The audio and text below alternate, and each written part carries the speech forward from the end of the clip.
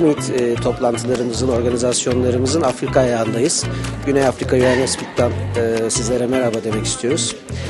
Burada 17 Türk firmasını 10 farklı ülkeden 40 farklı alıcı ile bir araya getirdik. Toplamda 400'ün üzerinde toplantı yapmayı organize ediyoruz. Bununla birlikte bu serinin devamı diğer ülkelerde yine çevre ülkeleri bir araya getirerek yapmaya devam edeceğiz. Katılımları için Türk firmalarına teşekkür ediyoruz ve bu katılımın çoğalması ümidiyle yeni organizasyonlarda, yeni kozmetik serilerinde görüşmek üzere. İlk MİP olarak Cosmeet Afrika heyetimize hoş geldiniz.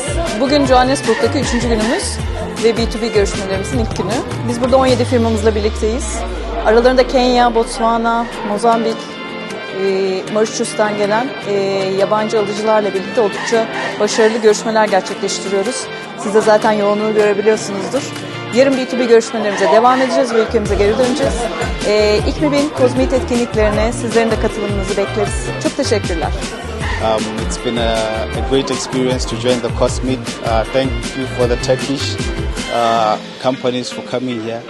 Wonderful experience. So many opportunities here. I mean, we can bridge the gap, especially from my country. I come from Botswana, and I see a lot of items here which we are interested in actually, trying to bring to our company as well, and exploring opportunities. So I appreciate this event. For every stakeholders in here, really appreciate it.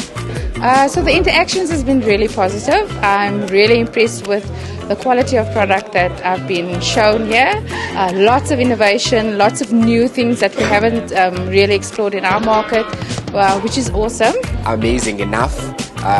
The levels and the categories that are available is for everyone. Your lower LSM, your middle class, and your upper LSM, and the packaging options that I just came across.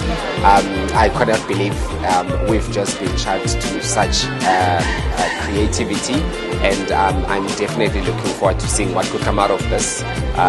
Thank you very much.